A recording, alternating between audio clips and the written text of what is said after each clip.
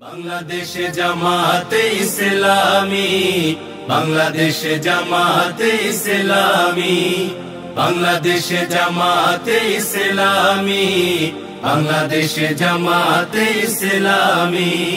গড়বে গড়বে আল্লাহর হুকুমত, গড়বে গড়বে খেলাফতে রাশেদা, জনগণ নন্দিত আগামী, কোরআনের কাঙ্ক্ষিত আগামী, জনগণ নন্দিত আগামী, কোরআনের কাঙ্ক্ষিত আগামী।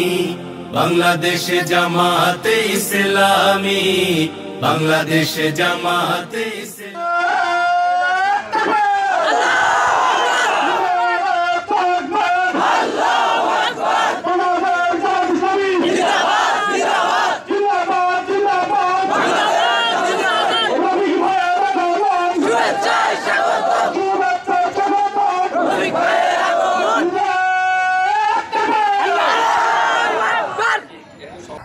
বাংলাদেশের ছাত্র সমাজ কোটা বিরোধী আন্দোলনে রাজপথে নেমে আসে।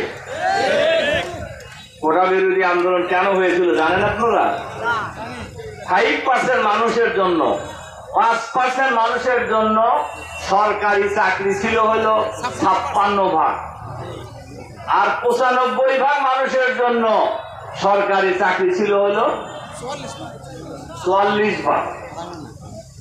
এই যে 5% দেখবেন, এই প্রাইমারি স্কুলের পিয়ন থেকে শুরু করে দলীয় লোক ছাড়া কারো চাকরি হয় না।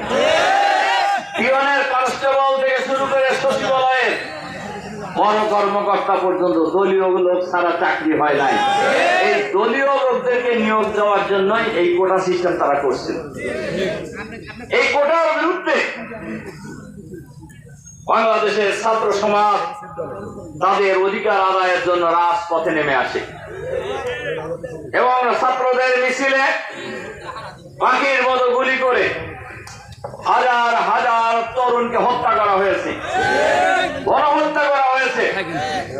এই আন্দোলনের এক পর্যায়ে এদেশের সকল শ্রেণী পেশার মানুষ, আলেম ওলামা, রিক্সাওয়ালা, ভ্যানওয়ালা, কৃষক, শ্রমিক, মেহনতি মানুষ ঐক্যবদ্ধ ভাবে রাজপথে নেমে আসে। পাখির মতো গুলি চালানো হয়। এক পর্যায়ে এই বাংলাদেশের মা বোনেরা কোলের শিশুকে কোলে নিয়ে এই ছাত্রদেরকে পাশে দাঁড়াইছে খাবার নিয়ে। এই আন্দোলন বন্ধ করার জন্য হাজার হাজার মানুষকে গণহত্যা চালানো হয়েছে, কিন্তু ছাত্র জনতার আন্দোলনের মুখে সর্বশেষ কারফিউ দিয়েও তাদের রক্ষা সংগ্রামী ভাইরা। কারফিউ বোঝেন নাকি আপনারা? এটা হলো সর্বশেষ স্বৈরাচারীদের শেষ অস্ত্র, যে কারফিউ দিয়ে রাস্তাঘাটে আর কাউকে নামতে দেবে না। এটা মানছে কেউ? বলেন মানছে? এই দেশের ছাত্র সমাজ, এদেশের সর্বশ্রেণীর মানুষ কারফিউ ভেঙে, আর্মির ব্যারিকেড ভেঙে, সেনাবাহিনীর ব্যারিকেড ভেঙে রাজপথে এগিয়ে গিয়েছে। গুলি চালানো হয়েছে, গণহত্যা চালানো হয়েছে, লাশের মিছিল পড়ে গেছে ঢাকার রাজপথে, কিন্তু ছাত্র জনতার মিছিল বন্ধ করতে পারে নাই, তার প্রতিরোধ বন্ধ করতে তারা পারে নাই। সর্বশেষ 4 তারিখে তাদের যত সন্ত্রাসী বাহিনী আছে, পুলিশ, বিডিআর, র্যাব, সবাই না, এই যে দলীয় ক্যাডারদেরকে নিয়োগ দেওয়া হয়েছিল, এরা ছাত্রলীগ, যুবলীগ, সন্ত্রাস লীগ ঐক্যবদ্ধ হয়ে ছাত্র জনতার মিছিলে তারা গুলি চালায়। আপনারা দেখেছেন 4 তারিখে সবচেয়ে বেশি মানুষ মারা গেছে। 4 তারিখে সবচেয়ে বেশি মানুষ মারা গেছে 4 তারিখে, কিন্তু বাংলার ছাত্র জনতা এই সন্ত্রাসী বাহিনীকে রাজপথে কোথাও দাঁড়াইতে দেয় নাই।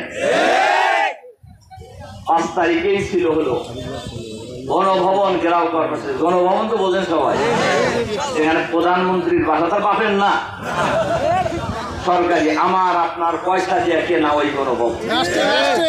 এইখানে সে থাকতেন। এইখানে ঘেরাও কর্মসূচি ছিল।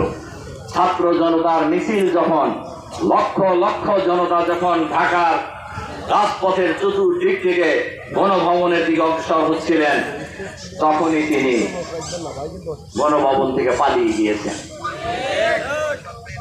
3 দিন আগে বা 2 দিন আগেই তিনি বলছিলেন হাসিনা পালায় না। পালাইছে না? বলেন পালাইছে কি না? পালাইছে। অতিরিক্ত কথা বলা যে বিপদের কারণ, এই মহিলার সেটা হয়েছে। বুঝতে পারছেন? যখন কোনো কাজেই আর সারতে পারে না, তখন রাজাকার তকমা দিয়ে গালি দিয়ে দেয়। এবারও ছাত্র জনতার আন্দোলন যখন ঠেকাইতে পারতেছিল না, তখন কি বলছিল? সবাই রাজাকারের বাচ্চা। আর বাংলাদেশের 18 কোটি মানুষ রাজাকারের বাচ্চা, উনি একাই মুক্তিযোদ্ধা। উনি কোথায় ছিলেন? 71 সালে কোথায় ছিলেন? বলেন তো দেখি কোথায় ছিলেন? পাকিস্তানি আর্মিদের মাসোয়ারা খায় 32 নম্বর খাচ্ছে। এটা একটা খবর শুনে যান। আমার কথা কি আপনারা বুঝতে পারছেন? আর উনি মুক্তিযোদ্ধা। কোন ফ্রন্টে যুদ্ধ করতে বলুক হাসিনা। সংগ্রামী ভাই এবং বন্ধুগণ, পালিয়ে গেছেন। বাংলাদেশে নয়, এই উপমহাদেশের স্বৈর শাসকদের পদত্যাগের অনেক ঘটনা আছে, জেলে যাওয়ার অনেক ঘটনা আছে, কিন্তু এইভাবে কেউ পালায় যায় নাই। 1206 সালে, এটা কোন সাল? এইটা কোন সাল? 24 সাল। 1206 সালে এখতিয়ার উদ্দিন মোহাম্মদ বখতিয়ার খলজি যখন ইসলামের পতাকা নিয়ে ভারতে আগমন করছিলেন, তখন সেই সময়ের শাসক লক্ষণ সেন পিছনের দরজাতে পালায় গেছিল। আর এই মাঝখানে 1200 বছরের ইতিহাসে কিন্তু কোন শাসক পালায় নাই। উনি খুব বাহাদুর। এরকম দাম্ভিক মহিলা কোনদিন দেখছেন আপনারা? সবাইকে তুচ্ছ তাচ্ছিল্য করে কথা কয়। যে ডক্টর ইউনূস নোবেল বিজয়ী, সারা দুনিয়ায় যার পরিচিতি, এই ভদ্রলোককে প্রতিদিনই একবার করে পদ্মা নদীতে চুবাইতো। চুবাইতো না? ভুলে গেছেন এইটা? এখন উনি কোথায় আর ইউনূস কোথায়? বলতো আল্লাহর মায়ের দুনিয়ার। শেখ হাসিনা টেলিভিশনে বলছে, আপনারা দেখছেন তো, যে আমার বাসার পিয়ন, আসলে কিন্তু পিয়ন না, ওই ঘর তোয়ার মুছে না, এটা সব জায়গায় যায়।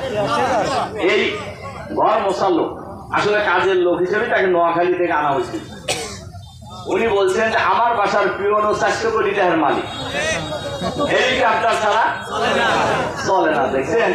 তাহলে বাসার পিয়ন যদি 400 কোটি টাকা চুরি করে, তাহলে মালিক কত চুরি করছে আপনি হিসাব করেন। আমার কথা কি আপনারা বুঝতে পারছেন? শুধুমাত্র আমাদের যে পাশে প্রতিবেশী ঈশ্বরদীর কাছি রূপপুর আণবিক বিদ্যুৎ কেন্দ্র যেটা হয়েছে, একই বিদ্যুৎ কেন্দ্র ইন্ডিয়াতে হয়েছে মাত্র 13,000 কোটি টাকা খরচ করে। আর বাংলাদেশে 1,13,000 কোটি টাকার বাজেট, তার মধ্যে 59,000 কোটি টাকা শেখ হাসিনা দিচ্ছে। আপনারা দেখছেন?